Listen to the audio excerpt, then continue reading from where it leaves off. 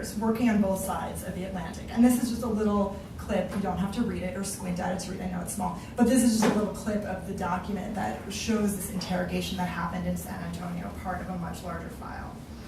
Okay, so that's the first story. That was story number one. Here's the second story. 6 months earlier, in February 1928, U.S. immigration officials in Miami had detained a 30-ish-year-old dark-haired Jewish man who is arriving in Miami from Havana by ship. And his papers indicated that he had been born in a village in what was, by that point, Poland, but had been granted U.S. citizenship in 1919. But when the officials who were somehow suspicious of him interrogated him, he cracked and he messed up in the questioning. So, for example, he claimed that he lived in New York City, but he was unable to give any convincing details. So he couldn't say where he worked, and he couldn't say how far his home was from certain well-known landmarks. And finally, he admitted that he was not a naturalized citizen of the United States, that his name was not the one that appeared on the documents he presented to the US officers, that his name was in fact Chaim Yosef Listopad, and he was a Polish Jewish carpenter, and he had never even set foot in the United States. So how did he come by these papers? After he finally cracked, he explained the following to his interrogators. And here, oops, that is not what I want to show. Okay, never mind. He said the following. He said, on January 28th, so just a little bit before he came to Miami, on January 28th, while I was sitting on a seat on the Malecon, which is the seaside, the sort of famous seaside promenade in Havana, a man came to me who spoke Polish, Spanish, and German and asked me if I wanted to go to America. I said to him, yes, I want to go to America, but I can't, as I have no means and no visa. That man then took out of his pocket this citizenship paper and said, with this paper, you can get a ship ticket to go to Miami. And Listopad then paid the guy, borrowed some money, and paid the guy $50 for the document.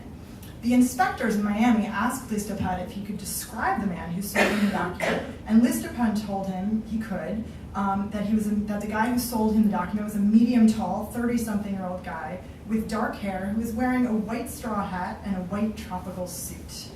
And that was the extent of what he could say about him. The man had never told Listopad his name, but the name on the naturalization paper was one already known to immigration authorities in Washington, D.C. Okay, so this is the quiz. Does anyone want to guess what the name of the guy was? Yes, sorry, even that. Samuel Weissy. Does anyone want to guess something different? Okay, yes, indeed. So an A+. Who had been building his career as a member of a notorious ring of outlaws, busy kind of supplying these fake paper identities to Jewish would-be immigrants in Eastern Europe. So to people who were hoping to get to the United States but couldn't any longer do it very easily because of these new laws.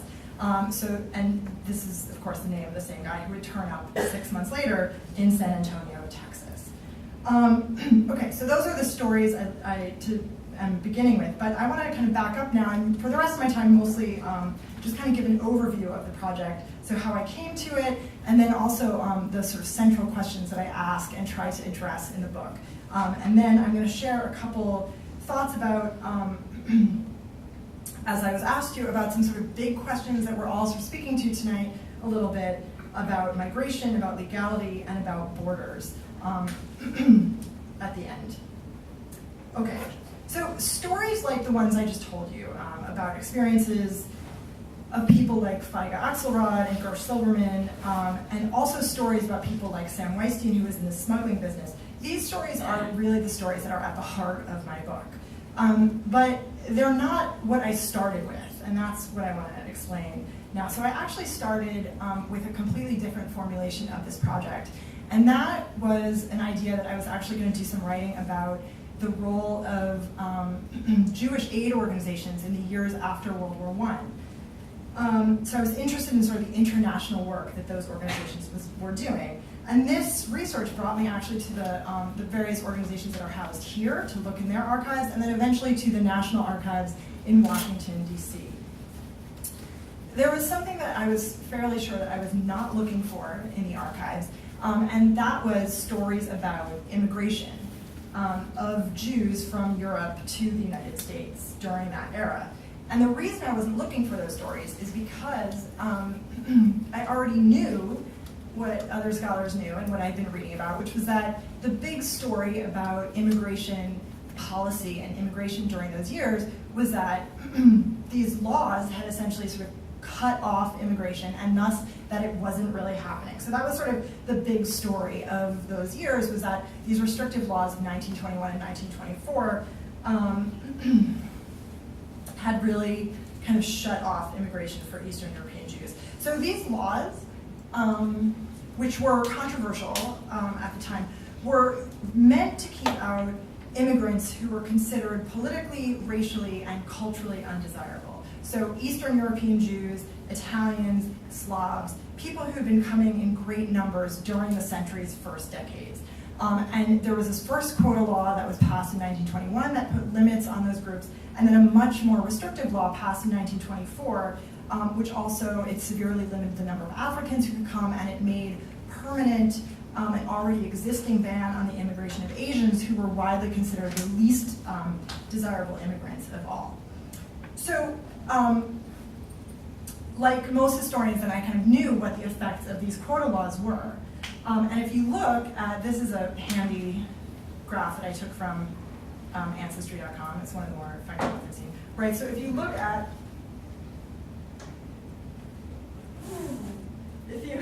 if you look at the numbers after 1921 and 1924, right, you get this big dip during World War I. But if you look at those numbers, this sort of official data of what happened to immigration, you see that the numbers just kind of tank. And this is, you don't have to sort of look again at the print, but this is just sort of another representation of the same thing. So the tall bar in the middle is the first couple decades of the century, and then you see, again, that sort of dramatic dip. So historians traditionally who did a lot of writing about immigration to the US, particularly those who were interested in the Eastern European Jews or the Jewish community more generally, or European communities, have tended to see that time of the big dip as a time in which the story of immigration itself wasn't that central to telling the story of the communities of Europeans who were here. This was the era that they talked about as sort of the era in which the gates were closed, right? And that the central story of that era was one about people kind of becoming American. Those communities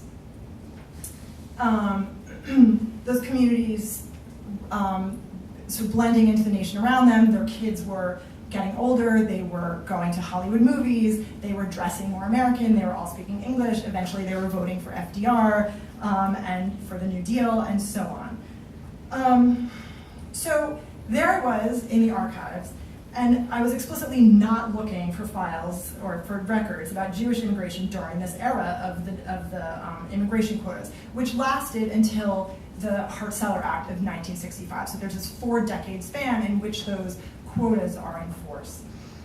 But somewhat, or greatly to my surprise, as I was looking into documents about these international aid organizations, I kept running into reports about ongoing immigration during that period. So these laws were in place, but European Jews still had really powerful reasons to come during this era. So they had family in the United States, they had friends in the United States, and Europe after World War I was a mess. It was devastated economically and physically, and there were hundreds of thousands of people who were refugees, and so there were still these sort of very powerful reasons to leave and come to the US.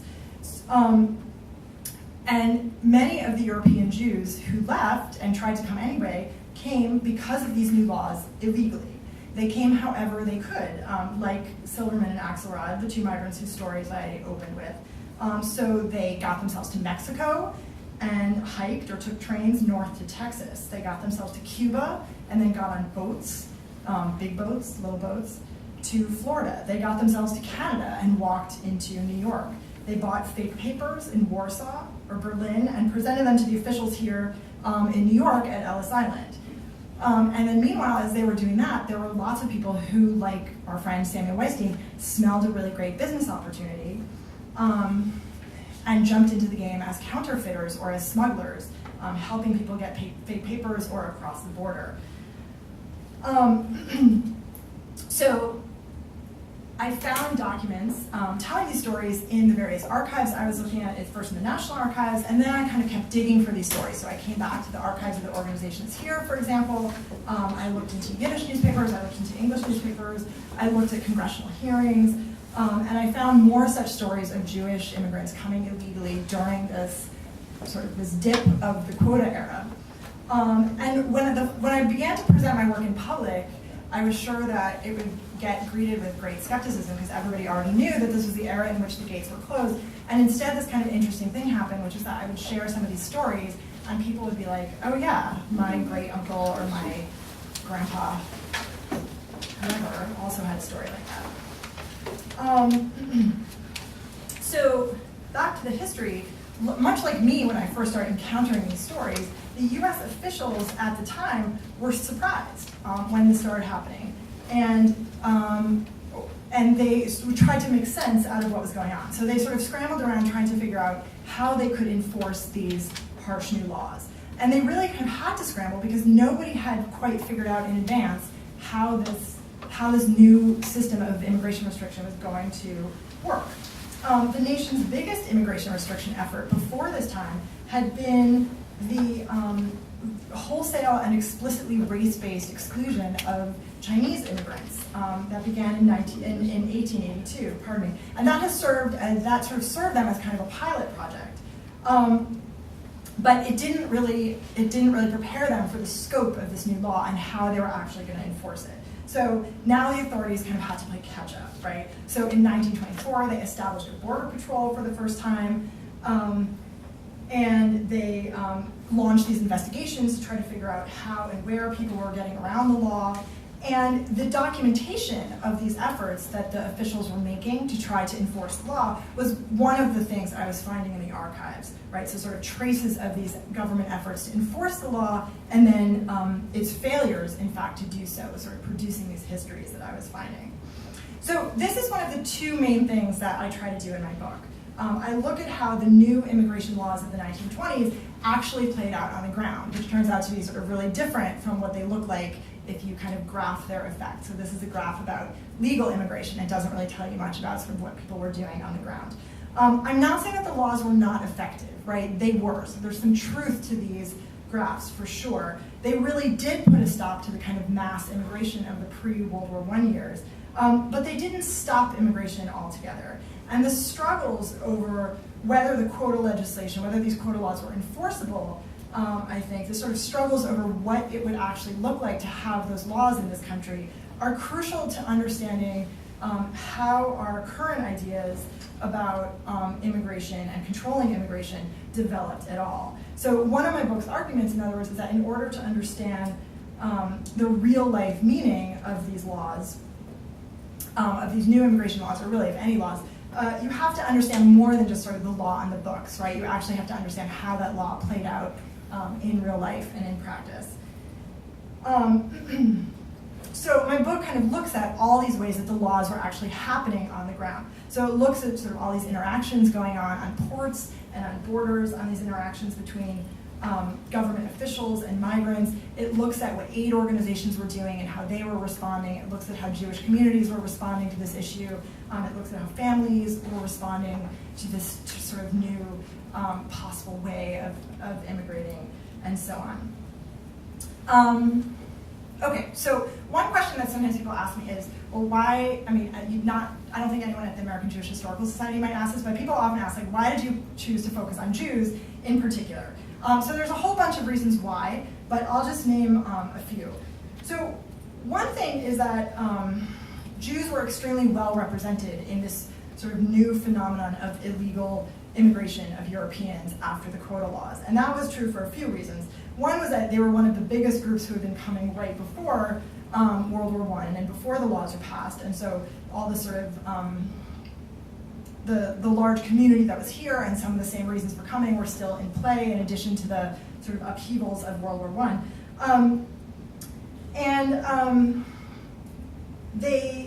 They were indeed found themselves in particularly dire straits in Europe after World War I. So they ended up being sort of particularly well represented in this new group of illegal aliens, which I'll put in quotes. But there was a kind of more subtle reason why I found myself being really interested in Jewish immigrants Jewish illegal immigrants during this era, which is that they are kind of a particular thorn in the side of the people who were trying to enforce these new quota laws. So the whole idea of the quota laws was that it was going to determine exactly who was coming from where, and it was going to only allow so many people to come from these different nations around the globe. And that was going to be a sort of formula to ensure national unity and sort of social peace. And the idea was that thus you had to kind of be able to sort people into these very tidy categories of nationality, of ethnicity. You had to be able to identify them and know who they were. And it turns out that Jews were kind of particularly difficult to keep track of. So they came from a lot of different places, and they spoke a lot of different languages, and they had crossed a lot of borders, and so they were sort of particularly hard to track.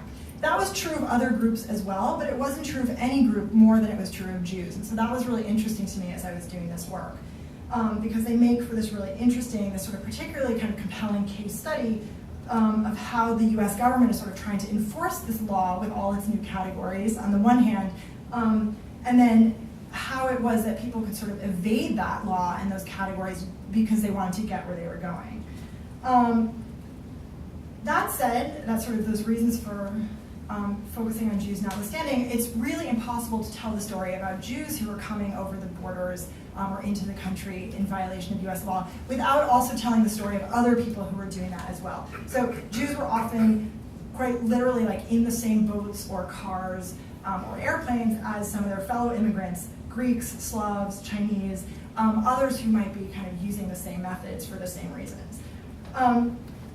Okay, so this is the first thing that my book looks at, is kind of the complicated way that the laws were playing out in practice on the ground. The fact that after the laws got passed, people were coming in illegally might seem, I'm guessing, to you sitting here, like blindingly obvious, right? Because you probably never think, if someone says there's a law against something, you don't then immediately assume that that practice or that thing automatically stops, right? So for example, if we think about prohibition, which happened right around the same time and grew out of some of the same sort of anti-immigrant politics, the prohibition of alcohol, we know really well that that did not effectively stop the guzzling and transporting of alcohol. We can think of laws against marijuana, which we all know are extremely effective.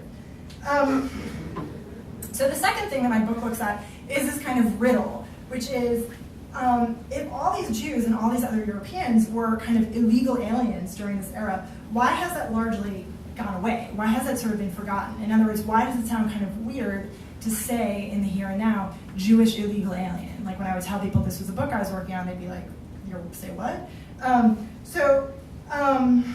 That's the kind of other question I take up in my book. And there's lots of different pieces to my answer to it. And one of the pieces, for example, is that you really have to understand the way that US attitudes toward Mexicans and the Mexico-US border changed during the period that I examined, so that ultimately by the end of the period I look at, it was really Mexicans who became cast as sort of the quintessential illegal aliens. There's other pieces of the story, for example, a sort of wider transition that was going on in the American Jewish community, a sort of transition to kind of being more firmly rooted in Americanness and whiteness, that in turn was connected to sort of larger political and economic and cultural shifts. But there's another piece of my answer to this puzzle of like why don't we know about this story that has to do with the actions of the American Jewish community itself.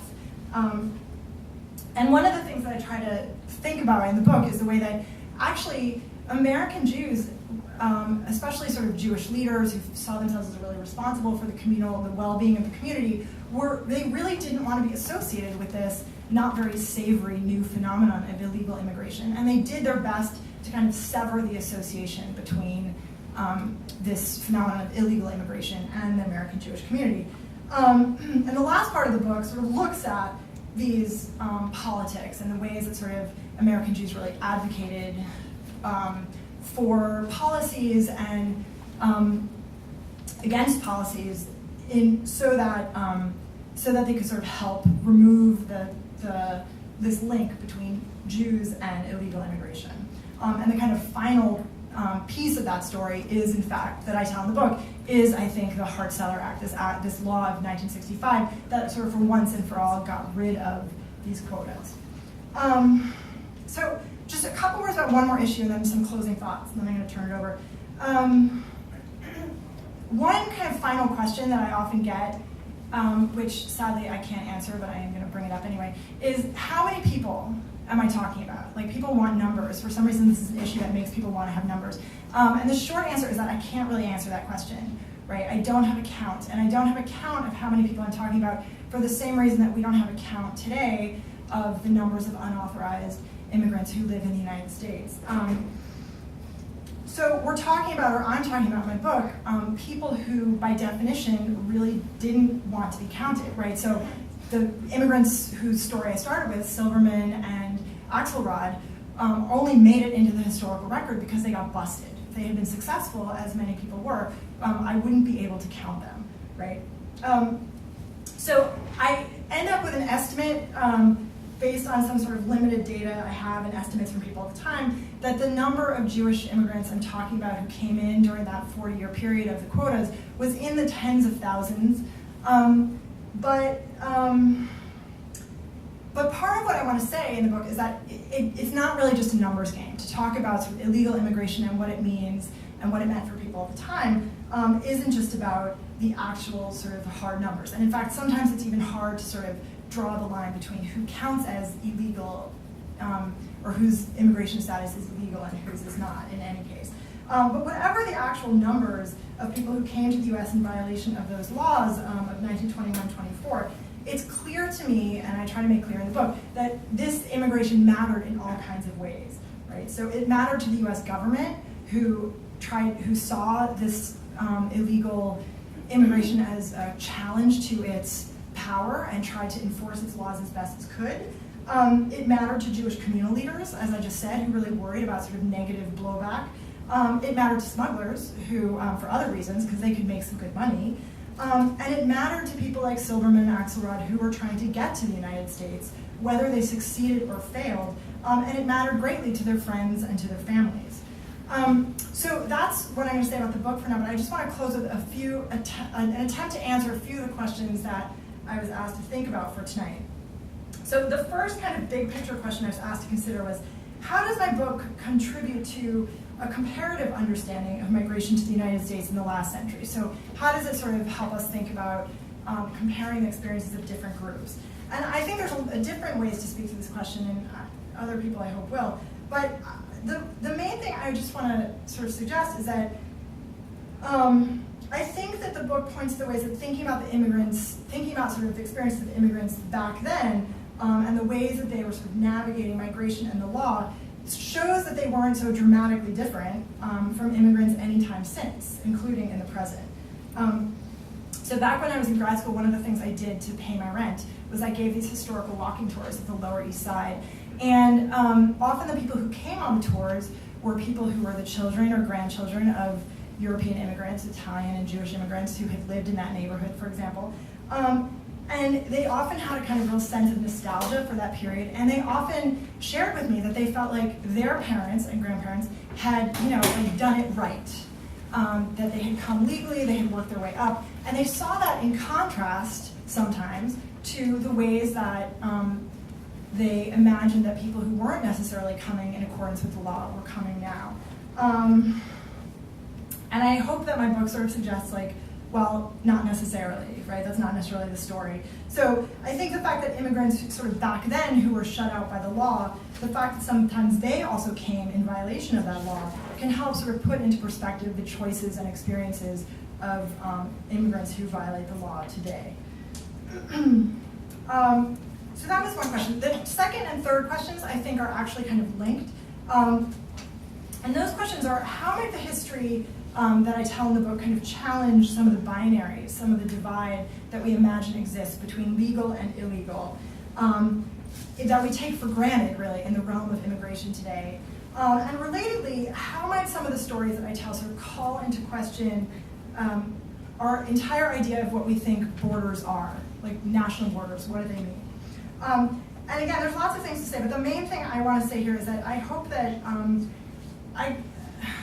maybe this sounds sort of too broad almost, but I hope that my book kind of provides a sense that our immigration system is in fact something that has a history, right? So all of our ideas about borders, all of our ideas about the need to protect those borders, to control the flow of foreigners, to document people who come over those borders, all of our ideas are ideas about sort of solutions to immigration problems, whether it's deportation or legalization. All of those ideas, in fact, have a history.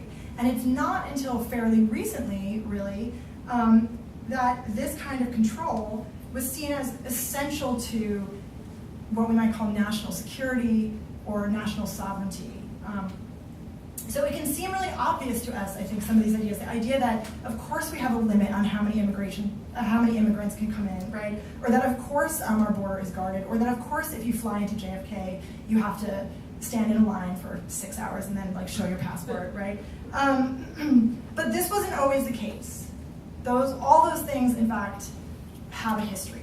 And those ideas, they didn't emerge kind of fully formed, but they were developed over time. So that's kind of one piece of it. And then relatedly, I hope that, and this is the last thing I say, I hope that my book kind of helps give the lie to this idea that you hear a lot, which is that our immigration system ever worked well, right? So sometimes you hear this thing that people say, they like to say it on talk radio, which is that our immigration system is broken. And every time I hear that, I just think,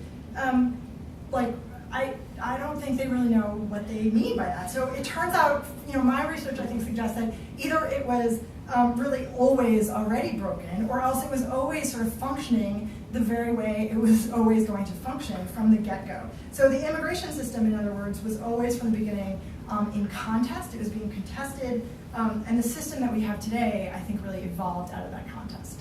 And now I will turn it over to others. Thank you so much.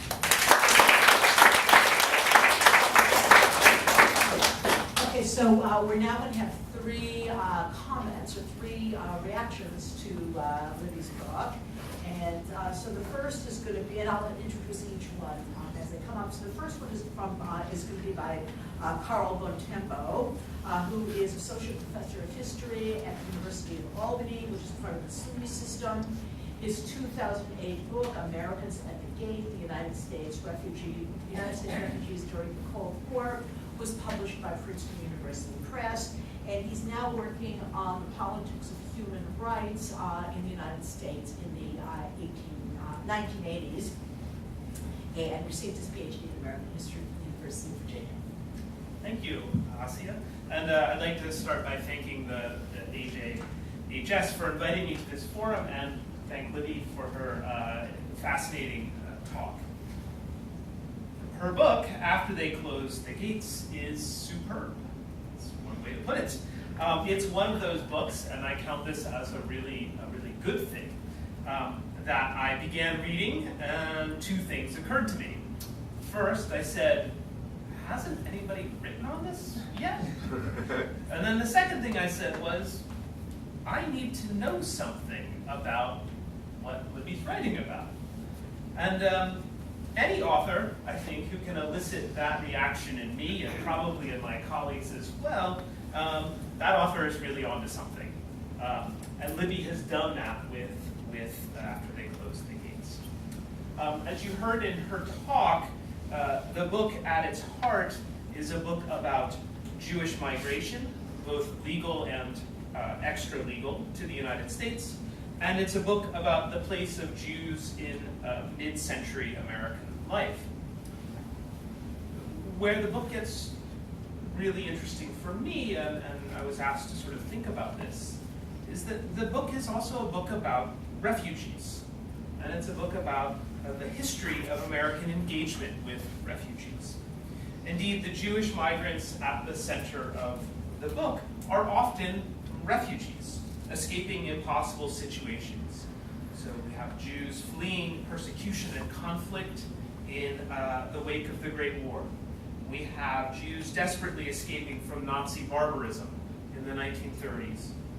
We have Jews taking flight from post-World War II Europe, a wrecked continent beset by violence and anti-Semitism.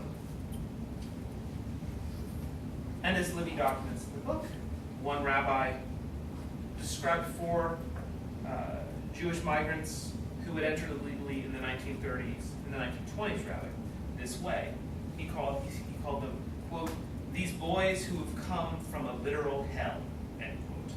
A statement that I think easily applied to many of the Jewish migrants that we meet in the book. And we, I think today, looking back, we would certainly recognize many of these Jewish migrants in the book as refugees. A recognition that, let's be honest, often escaped those living in the time periods, the Great War, the 1930s, the post-war era. It escaped those Americans and observers. So what I want to do in the next couple minutes is to think about some of the implications of after they close the gates as a history of refugees, sort of frame it in that light, and as a history of the American response to refugees, and maybe make some suggestions about what this tells us, why this matters. So I actually came up with four things, sort of four important things that I think it tells us. So the first thing is this, that in standard histories of American refugee policies, refugees arrive in the United States through legal mechanisms. I wrote a book about this. Refugee programs admit them, right? These newcomers, they have visas or other papers. There's a whole apparatus set up by the state or by NGOs, right, that greet these folks as they come and then help them adjust to their new lives. Instead, Libby makes clear that refugees entered the United States through extra-legal means throughout the 20th century. Again, this phenomenon is not part of the standard story that we historians tell. But this book makes us understand that phenomenon of illegal Jewish migration as part of this narrative of refugees coming to the United States. And for me, this is a particularly important revelation, because it led me to ask, as a scholar of refugee history, how to apply this insight that Libby's given us to other refugee crises. So we might ask, how many Hungarians in the 1950s? How many Cubans in the 1960s? How many Indo-Chinese in the 1970s entered in this fashion? And if they did so, how did they do it? That's one of the beauties of the book, is that it explains how illegal or extra-legal migration actually occurs. And then it led me to ask myself, well, then if this is happening, and it probably is with these other refugee groups, how does it shape American politics? How does it shape political debates about refugee policy and immigration policy? In this sense, I think Libby has opened up some really important doors for other scholars to walk through as we continue to grapple with what the history of refugees is in the 20th century. Second, too often in histories of refugees are treated only as victims, okay? And that victimization turns them into very flat historical actors. Folks who passively accept their fate or passively accept the help of others. In part, this view of refugees as sort of victims comes from how contemporaries viewed refugees. You can find no better example of this than Libby's description of how Werner Senator viewed Jewish refugees as damaged and morally bankrupt. Literally, these are folks who have been destroyed, right, and therefore victims. But I think Libby's book, at its heart, cautions against this view, right? It makes us rethink this. In her story, refugees are not passive; they are active. They're actively seeking a path to security, to refuge, to a new life in the United States. They're looking for ways to come into this country, making often brave decisions to enter outside of legal avenues, or at least try to do this. As a result, the folks that Libby talks about in the book, they force us to reconsider, I think, our very conceptualization of the idea of a refugee, right? Now, Libby is, I will say, not alone in doing this. There are other scholars working at the forefront of refugee history who have tried, or trying very mightily, to help us understand refugees as historical beings, as people who have agency and who make choices and who have lives that we need to understand. But I think Libby here joins those scholars and is one of the most important supporters of this effort to help us rethink what the very notion of a refugee is, because of the striking stories she tells in the book, the sort of archival grit that us historians really love to see. Third point I'll make. Libby's book confirms one part of the narrative of refugee history that has been well established, right? And that is the slow opening of American doors to refugees in the post-1930s period. She also makes an important point that this American commitment to refugees that emerges in the wake of World War II was never assured, right? It was instead, as she documents, the product of a variety of groups, including American Jews, who worked very hard to craft what I call in my book an American commitment to refugees. But in this story, I actually came away really impressed with her work, because I went into the last chapter of the book, right, expecting the post-war battle to open America's doors to refugees to be very difficult because of this long history of Jewish illegal immigration.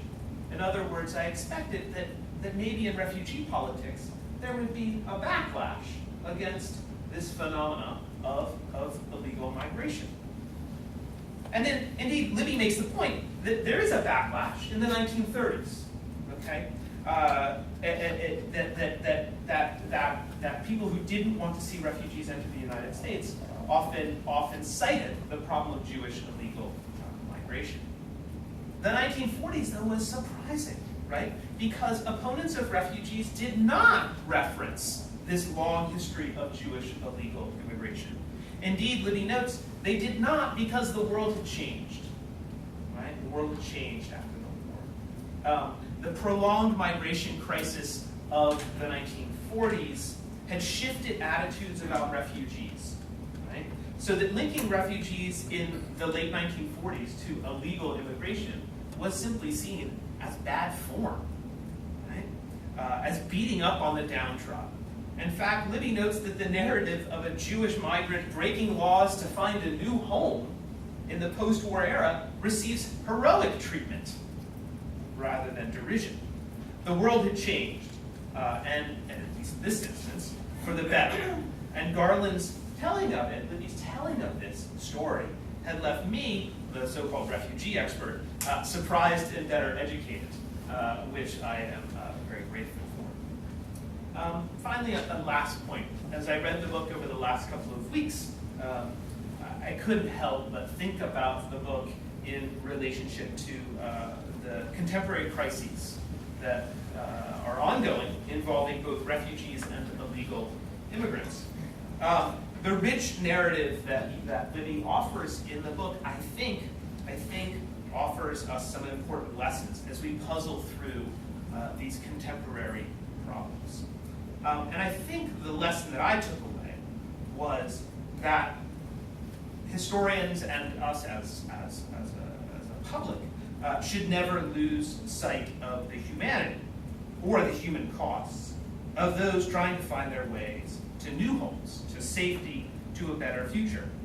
My sense after reading the book is that if we could speak with the opponents of migration and immigration in the 1930s and 40s, those same folks who rail in the book against illegal immigration, and show them, those opponents, what we now know so well and in such rich detail about the awful circumstances that those migrants were fleeing from, that literal hell that I talked about earlier. And the consequences that those migrants faced of being forced to remain in that hell, then the opposition would soften into at least a degree of understanding. In our world, I think, we need to try to bring that understanding to contemporary debates. Because none of us, I think, want to be in that position 60 years later, right? Where you learn about all the things you could have, you should have done to try to help people entering the United States, either legally or illegally. It strikes me those differentiations failing. Thank you.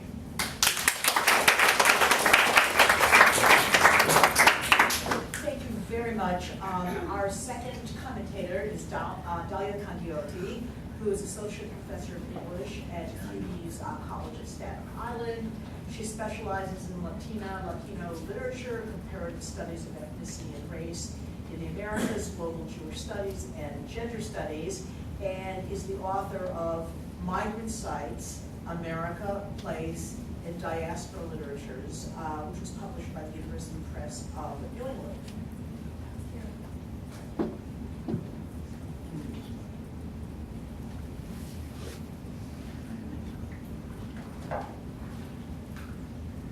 Thank you, everyone. Thank you to the AJHS. Thank you to Shirley for organizing. I'm really happy and honored to be part of this panel. I think this is a really, really, really important book. I'm not a historian. I think I'm the only person here who works on literature. But I think I was invited to provide perhaps a different and comparative perspective based on my teaching of and research in both Jewish and Latina literatures. I'll say something about how I see this book in light of contemporary issues of illegalization, and also talk a little bit about how literature contributes to our understanding of undocumentedness today. After They Close the Gates does a terrific job of showing how illegalization has a history and did not emerge out of nowhere in the past 2 decades when we've been saturated with ideas and policies about borders, legalization, sovereignty, and immigrant bodies. The book is squarely within and makes an important contribution to a current academic scholarship in the U.S., which, unlike in the past, now extensively examines borders and migration restrictions. Not least of all, Libby does this, and as do other scholars, by making the link between race and legality. Although immigration was openly racialized before 1965, with racial categories determining admittance, so the Jews were Hebrews as a race, current official discourse silenced the past as well as the present racialization of migration policies and attitudes about migration. As new forms of racialization and new targets emerge, the old ones are forgiven and forgotten, especially of the migrations from Europe. The book traces the shifting ideas about Jewish race and the de-racialization of Jews, which came in stages, and disturbs the neat narrative of the model law-abiding, deserving minority contrasted with undeserving groups. By highlighting significant episodes on Mexican immigration, especially in the chapter on alien registration, and the increasing illegalization and racialization of Mexicans, I think your book, Libby, shows us how race is constructed relationally, wherein some groups like Jews become whiter in historical relation to others that are pushed further below in the racial hierarchy.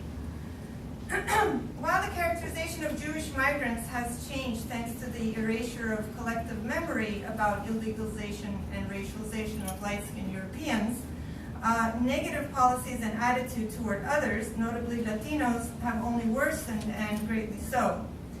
Jews were never the iconic undesirable race, but only one of them. Today, the pathologized face of the unwanted immigrant is Latino, a Mexicanized Latino at that. Significantly, the gates that closed in 1924 to Jews and other Europeans, along with Asians and others, were not closed for Mexicans and other Western Hemisphere migrants. So the opening to Europeans, Asians, and others in 1965 was kind of a closure for many Latin American and Caribbean immigrants who were subjected to quotas when they had not been before, and had their usual flows, migration flows, illegalized. Today, this continuing process affects millions and leads to the misery and deaths of many, but the thousands who have died and continue to die trying to cross into the United States through the desert in the past decade especially, barely make a ripple in the news. About 1,000 people die in the desert every year. And winning political strategy includes maligning Mexican immigrants. Removing birthright citizenship is on the table because of Latinas and Latinos and their so-called anchor babies. There's a blur between documented and undocumented Latinos and Latinas in the practice of laws like SB 1070 in Arizona, and undocumented immigration has been increasingly criminalized. Some scholars refer to the experience of the undocumented under this regime, which is compounded by punitive measures, as social death, which is Orlando Patterson's term for the condition of slaves stripped of personhood. Undocumented immigrants are described by scholars as, quote, the living dead, impossible subjects, occupying, quote, spaces of legal non-existence. And I'm referring to the work of May Gay and Susan Kooten. Those who evade death, detention, and deportation and manage to stay live under the frightful condition of deportability, which affects not only the undocumented themselves, but also their documented family members. The television series Ugly Betty, about a Latino family, had done a good job of portraying the mixed citizenship status that exists in many immigrant families, as I think it did historically, with the undocumented vulnerable parents and their US-born children, for example. I refer to a fictional work like Ugly Betty, not because simply because fiction tells us the truth or holds up a mirror to reality. Fiction interprets circulating representations and creates new interpretations, meanings, and ways of seeing. As well, fiction about immigrants frequently highlights issues of identity and subjectivity that are not always the main focus of much of the historical or social science scholarship. A short story I teach frequently, entitled Exile, by Benjamin Elier Sáenz, the first Latino writer winner of a PEN/Faulkner Award, is a good example of the work fiction does. The story traces a confident young college student's descent into feelings of banishment and exile, as in the title of the short story, from where he lives in El Paso, Texas, as a U.S. citizen, because he becomes subjected to routine humiliation and harassment by the border police's racial profiling practices in their cat and mouse search for undocumented migrants all over the city. At the beginning of the story, the narrator admires the Juarez Mountains and their burning purples that he says to him were sacraments of belonging. He loves his neighborhoods at what he calls, quote, the edge of the piece of paper that was America, the border that bordered the university, the border that bordered downtown, the border that bordered the border between two countries, end quote. The repetition of the word border, even at the happier outset of the story, highlights borderization as both a political and existential condition. As the patrol starts targeting the narrator without distinguishing him from the undocumented, public spaces shrink for him to sites of danger, in which either he's a bystander or a potential victim. The narrator becomes an exile, but a documented one at that. He feels powerless to contest the state and withdraws from the public in anger and despair. Chicana and Latino literature are full of such encounters where racialized surveillance itself, even with documents and without arrest and deportation, alters subjectivity and belonging radically and creates a cast of silent, invisible non-beings, impossible subjects. As literary critic Mary Cut Brady has put it, quote, the border is an abjection machine that metamorphoses people, certain kind of people, so they become an ontological impossibility outside the real and the human. Another work I've written about and taught that registers the psychic and social effects of undocumentedness is Demetria Martinez's 1994 novel, Mother Tongue. It's a beautiful novel about Mary, a young Chicana, and Jose Luis, an undocumented Salvadoran political refugee during the time of the Civil War in El Salvador. In the old town of Albuquerque, Mary watches Jose Luis anxiously as he lingers, trying to guard him with her eyes against surveillance. I wonder what troubled me more, she says, that the border patrol might see Jose Luis, or the tourists in his midst would not see him, because he's a dark man, end quote, because he's a dark man perceived generically, either as a threat or as a non-entity. All over the city, Martinez writes, quote, refugees become invisible with each stroke of the sponge or rake they use to clean motel rooms and yards. Their ghostly rustle of Spanish rises from above a grill. They become empty mirrors. End quote. The undocumented are subjected simultaneously to hypervisibility and invisibility. Hypervisibilization takes place for politically instrumental reasons in order to represent migrants as a threat to sovereignty and security, and invisibility is a pervasive socioeconomic condition occurring on a daily basis all around us. Borderization occurs not just at the border, but everywhere. Martinez writes of refugees that their words have a barbed wire feel to them. The barbed wire is a recurring image in Chicano literature and art, given the borderization of Latino lives through barriers, restrictions, and surveillance. Undocumented migrant subjectivity is constructed in fiction through fear, abjection, silence, invisibility, hypervisibility, but of course the spirit of resistance, expressed sometimes in queer terms of coming out, which fueled the undocumented youth and workers movement in 2006, also informs Latino literature. I have a lot of examples here, but I'll just give one. From, in fact, our poet laureate, Juan Felipe Herrera, the U.S. poet laureate who is the son of Mexican migrant workers. He wrote a book called 187 Reasons Mexicanos Cannot Cross the Border, with the title being an allusion to the Proposition 187 to deprive the undocumented from basic health and educational services in California. In the book, it's a long poem. Each line begins with because, which Felipe Herrera articulates with tremendous emphasis when he reads the poems, and you can find his readings on YouTube. So because, he says, because multiplication is our favorite sport. These are the reasons why Mexicanos cannot cross the border. Because multiplication is our favorite sport. Because someone made our IDs out of corn. Because our border thirst is insatiable. Because we're on peyote and Coca-Cola and Banamex. Because it's Indian land stolen from our mothers. Because we're too emotional when it comes to our mothers. Because we've been doing it for over 500 years already.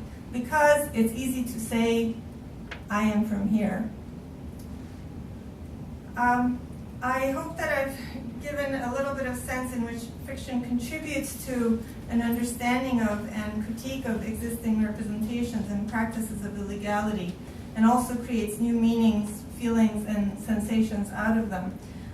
Just to end, I want to thank Libby for not only illuminating a neglected slice of history, but also allowing us to make these connections between the past and the present, opening the door, as Carl said, or opening the gates, I guess, to allow us to see migration and legality in a different and historical way in our urgent moment of borderization at frontiers and inside national spaces. I just want to finish with a couple of questions to Libby, so if that's okay. I wanted to know if you have found any sense in your archives of sort of identity, self-definition, consciousness about illegalization and criminalization, whose examples I gave a little bit from fiction, but of course historians sometimes find these in the archives, so I just wondered, you hinted at some sense of shame of the descendants here and there, but I just wanted to know if there was any more than that you could find. And the other question I had is also about identity and your method.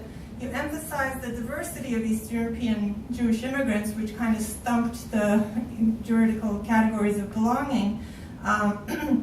which also made me wonder about Balkan Jews, the Jews from who are also European, the Jews from Greece, Bulgaria, Serbia, Bosnia, Western Thrace, all the former Ottoman Jews, who arrived in significant numbers at the end of the 19th century and the beginning of the 20th century. Were they among the undocumented? Was there a particular factual, archival, or methodological reason for the choice to focus only on Eastern European Jews and not the other European Jews? So I have a lot more to dialogue with your book, but I think I'll end here. Thank you.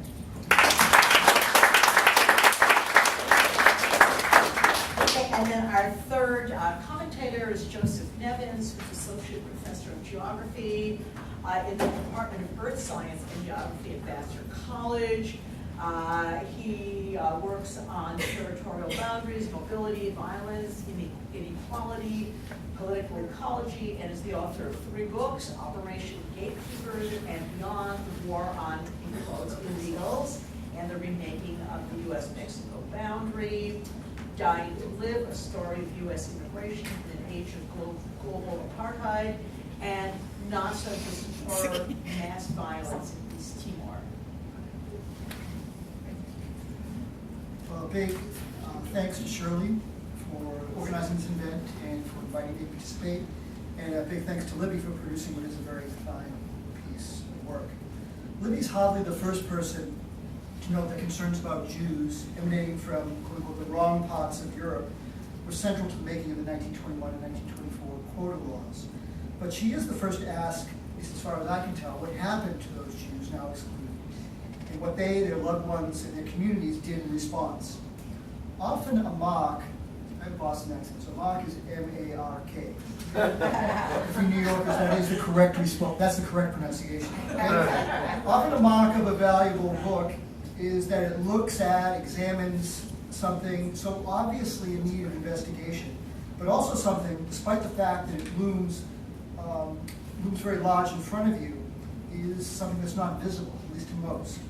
That's what Libby has done, and in the process provided great insights into the complexities of Jewish life here and abroad, and of immigration and boundary exclusion more broadly. What I'd like to do in the next few minutes is twofold. I want to build on a couple of key points that Libby makes. The first is her assertion that restrictions were effective in helping the starting mass migration, coupled with her observation in the epilogue of the book that what we see today in terms of the apparatus of immigration control and exclusion dwarfs that which arose in the 1920s and the following decades. The second contention is that concerns Libby's, the second point I want to make is concerns Libby's assertion that all of our ideas about this apparatus of exclusion and goes along with that in terms of our notions of us and them, here and there, ours and theirs, have a history. So the first point, as Libby mentions, the U.S. Border Patrol is perhaps the most obvious, one of the most obvious manifestations of this apparatus of exclusion and control, is less than a century old. As Libby mentioned, it was established in 1924. When it was founded, it had 400 agents, 200 of which were stationed on the U.S.-Mexico boundary, 200 on the Canadian boundary. Given its novelty and the fact that it was very unwelcome in many U.S. circles when it was founded, those not only of agribusiness in the Southwest, but also of everyday folks who were unaccustomed to having their mobility restricted. One of the most striking developments over the last century is the normalization of its existence, right? And its seemingly endless need and the demand for more agents, among many other manifestations of this apparatus. I just want to show you a few slides, okay? Give you a sense of just how massive this growth has been. Right? This is only since the 1980s. So in 1981, there were 2,000 Border Patrol agents. 1996, 6,000. Today, in 2015, there's about 22,000. Right? From 1993 to 2014, we've seen the number of barriers, walls, fences, etc., along the boundary go from 36 miles to more than 625 miles. Number of immigrant detention beds from 54 in 1981 to 34,000 in 2015. Number of Border Patrol agents. Okay, here's when the Border Patrol was founded, 1924, and you can see basically until the 1970s it grows very, very slowly. right? And then it really begins to take off in the 80s and 90s, especially after 9/11, and we're up here now. Similarly, the number of deportations, right? And the period that, when we talk about deportation, we're talking about formal process of removal from the United States, right? In the period that Libby's book focuses on, we're talking about numbers of deportations that sometimes are in the as low as in the hundreds, sometimes in the several thousand, right? Today, right, we're talking about 400,000 people a year. Just to see how this is played out over administrations, right? In 17 presidential administrations, from Grover Cleveland to Bill Clinton, we saw 2.6 million deportations. During George Bush's 8 years in office, 2 million. The first 5 years of the Obama administration, more than 2.4 million deportations from the United States. Again, this speaks